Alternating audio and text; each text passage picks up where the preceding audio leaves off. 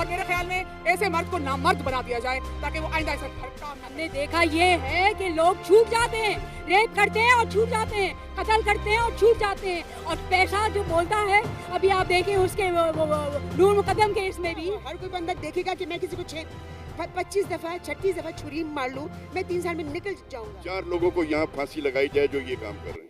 मैं ये कहना अस्सलामुअलैकुम नाज़रीन, सीज़न स्ट्रीम में खुश आमदीद। नाज़रीन, इस वक्त एहतजाज चल रहा है कराची प्रेस क्लब के बाहर, और ये सिविल कम्युनिटी ने ऑर्गेनाइज़ किया है, जो 14 अगस्त के दिन लाहौर मीनार पाकिस्तान इकबाल गटर पार्क में वाक़ हुआ था आयशा मलिक मारूफ टिकटॉकर के साथ। उस हवाले से यहाँ पर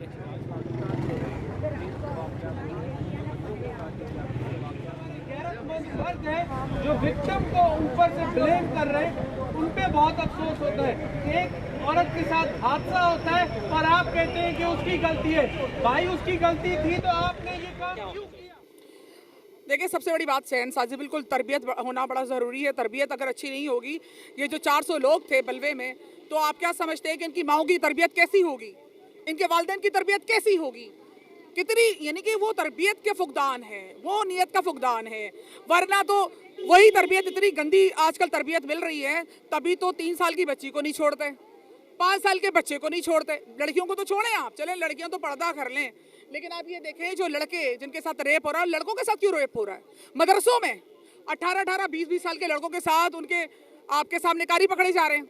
तो ये जहन साजी करना बड़ा ज़रूरी है, और जहन साजी सिर्फ एक ही सूरत में हो सकती है, वो ये है कि जो भी ऐसा जुर्म करे उसको इतनी सख्त सज़ा दी जाए कि जो पीछे रहने वाले लोग हैं वो इबरत पकड़ें।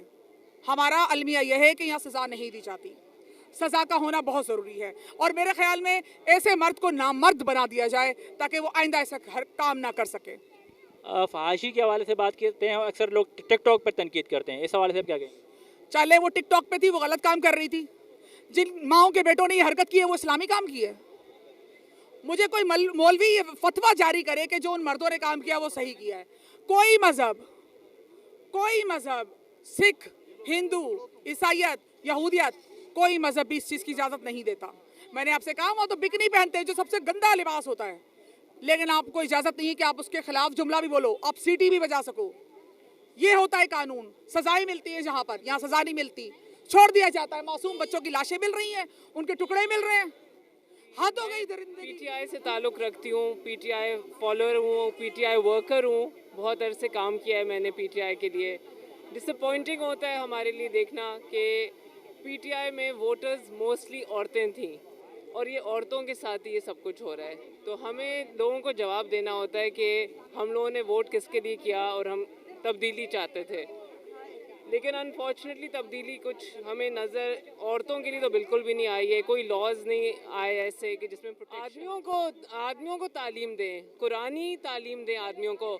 आदमियों के लिए नज़र झुकाना सबसे पहले कुरान में कहा गया है कि अगर औरत जैसे भी लिबास में अपनी नज़रें झुकाओ, यहाँ पे कोई झुकाता है। हम यहाँ खड़े हुए हैं प्रोटेस्ट में, क्योंकि मैं समझती हूँ कि जो कुछ हो रहा है इस वक्त, कुछ सदियों से होते आ रहा है, वो होता रहेगा जब तक हम आवाज़ नहीं उठाएंगे।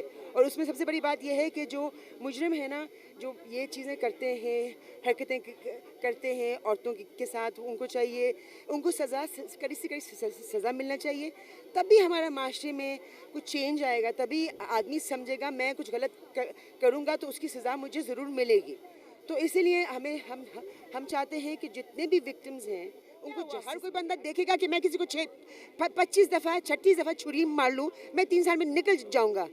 इसके मेंटेलिटी चेंज के हवाले से मैं आपसे पूछ रहा हूँ सजेशन। तो ये मेंटालिटी तब चेंज होगी जब इनको कड़ी से कड़ी सजा मिलेगी। पहली बात ये, ठीक है, क्योंकि अब तक हो क्या रहा है कि एक मुजरिम कुछ भी कर ले, मुजरिम समझा नहीं जाता है, सोसाइटी उसको एक्सेप्ट करती है। तो हमें बेसिकली ये माइंडसेट चेंज करना है, और वो तभी होगा जब मुजरिम को सजा मिलेगी। ये जो मॉन्सेस है ना, हमारे जो कुछ करके समझ के निकल जाते हैं, कोई मुझे कुछ नहीं कहेगा, वो चेंज करना पड़ेगा तभी कुछ। के हवाले से आप क्या सजेस्ट करते हैं? मेरा नाम डॉक्टर जयपाल छाबड़िया है, मैं मेंबर हूँ नेशनल कमीशन फॉर मिनॉरिटीज़। और इसी 14 अगस्त को सुबह को हम गए थे कि कायदे-ए-आज़म पे हमने फूलों की चादर चढ़ाई थी, और जब शाम को मैंने ये वाक़या सुना तो मुझे बहुत दुख हुआ। एज़ अ पाकिस्तानी मुझे बहुत शर्म आ रही है। तो एक तो हमारी आज़ादी का दिन था, और दूसरा ये वो दिन वो जगह है मीनार पाकिस्तान जहाँ करारदाद पाकिस्तान मंजूर हुई थी कि हम पाकिस्तान बनाने जा रहे हैं, क्या हम ऐसा पाकिस्तान बनाने जा रहे थे। और दूसरा मुझे इसलिए भी बहुत दुख हुआ है कि ये वाक़यात पहला वाक़या नहीं है। इससे पहले ज़ैनब का वाक़या हुआ, फिर एक खातून का जो रात को मोटरवे पे फॉरेनर आई थी, निकली थी, जिसको सब लोग बोल रहे थे कि वो रात को क्यों निकली। तो मैं समझता हूँ हमें शर्म आ रही है कि हम बजाय के औरतों को तहफ़्फ़ुज़ देने के, और हम ये बोल रहे हैं कि वो निकली क्यों। अभी आयशा पे भी कई लोग सवाल उठा रहे हैं। तो मुझे तो दुख इस बात का है कि इन 400 लोगों में 4 पाकिस्तानी भी ऐसे क्यों नहीं थे जो इसको बचाने की कोशिश करते। और दूसरा, जब मैं कायदे-ए-आज़म की मज़ार पे गया तो वहाँ मुझे हर जगह सिक्योरिटी नज़र आ रही थी, रेंजर भी थी, पुलिस भी थी। तो मीनार पाकिस्तान में ये कैसे हो सकता है कि कोई पुलिस वाला मौजूद ही ना हो। अगर पुलिस वाला मौजूद था तो वो क्या कर रहे थे। वो 3 घंटे तक ये जब वाक़या हुआ है तो वो आईजी उधर क्या कर रहा था, उसको रिपोर्ट क्यों नहीं मिली। उस एरिया का एसपी एसएचओ क्या कर रहे थे। मेरा तो मुतालबा है प्राइम मिनिस्टर से, चीफ जस्टिस से, कि इनको तो एसपी और एसएचओ को टर्मिनेट कर देना चाहिए। और दूसरा, हमें हाई लेवल की एक कमीशन बनानी चाहिए जो ये फैसला करे, ये रिपोर्ट करे कि ऐसे वाक़यात ज़ैनब से लेके आज तक होते क्यों हैं हमारे मुल्क में। और दूसरा, सिर्फ नोटिस लेना काफ़ी नहीं है, लेकिन हमें इसका सदेबाब करना है कि हमें श्योरिटी दी जाए कि हमारे सिलेबस में ये सबक होना चाहिए कि हमारी आने वाली नस्लें ये बताया जाए कि औरत की इज़्ज़त कैसे की जाती है, उसका तहफ़्फ़ुज़ कैसे हो। ये वाक़या जापान में क्यों नहीं होता, ये एक बरतानिया में क्यों नहीं होता, सिर्फ हमारे यहाँ क्यों नहीं हो रहा। और हमारे पड़ोसी मुल्क इंडिया में जब एक ऐसा वाक़या हुआ था तो पूरे हिंदुस्तान में तहरीक प्रोटेस्ट शुरू हो गया था। तो हमारे मुल्क में तो मुझे बड़ा दुख है कि हम 1-2 शहरों में ही सिर्फ ये प्रोटेस्ट कर पाएँ। तो मुझे मुतालबा करता हूँ कि ये कमीशन बनाकर और इसका आगे चल के ऐसा फैसला किया जाए कि मुस्तकबिल में ऐसा वाक़या कोई दोबारा ना हो। सर, टिकटॉक के हवाले से आप क्या कहना चाहेंगे कि उसका किरदार मस्बत है या मनफी है? दुनिया में जो भी चीज़ बनाई जाती है उसका मस्बत भी होता है, नेगेटिव भी होता है। मैं डॉक्टर हूँ, मैं जब दवाई लिखता हूँ तो उस दवाई के फ़ायदे के साथ उस दवाई के नुकसानात भी होते हैं, लेकिन मुझे ये देखना होता है कि इसका फ़ायदा ज़्यादा है या नुकसान। जब फ़ायदा ज़्यादा है तो मैं नुकसान को भूल जाता हूँ, तो मैं डॉक्टर को समझ के मरीज़ को वो दवाई लिख देता हूँ। तो इससे मैं समझता हूँ अगर पूरी दुनिया में टिकटॉक उसकी परमिशन है, इजाज़त है, सोशल मीडिया की एक फ्रीडम ऑफ थाट है, तो हम क्यों नहीं दे सकते। मैं समझता हूँ हम गलत रास्ते पे जाते हैं कि हम बजाय बीमारी का इलाज करने के और जो उसका काज है, जैसे एक मलेरिया मच्छर से होती है तो हमें मच्छर का ख़त्म करना है।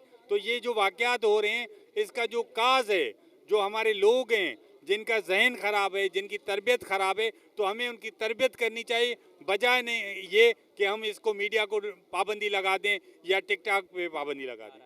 तो इस हवाले से अगर आपकी सजेशन हो कि नफ्सियात को चेंज करने के लिए, जहनी मेंटली तब्दील करने के लिए क्या शामिल किया जाए ऐसा कि इस हवाले से तदारुक हो सके? देखिए, सबसे पहले ये कि जो सिंगल नेशनल करिकुलम बन रहा है, हम उसके ख़िलाफ़ हैं।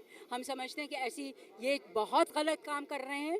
इसमें जिस तरह से अक़लियतों को, जिस तरह से औरतों को, जिस तरह से उनको घटिया तरीन दिखाया जा रहा है, तो यही होगा। इंसान नहीं पैदा होंगे, दरिंदे पैदा होंगे हमारे नेक्स्ट जनरेशन में, वही देखा जा रहा है। ये एक ट्रेलर है जो हम देख रहे हैं, और आप देखिएगा आइंदा क्या होगा।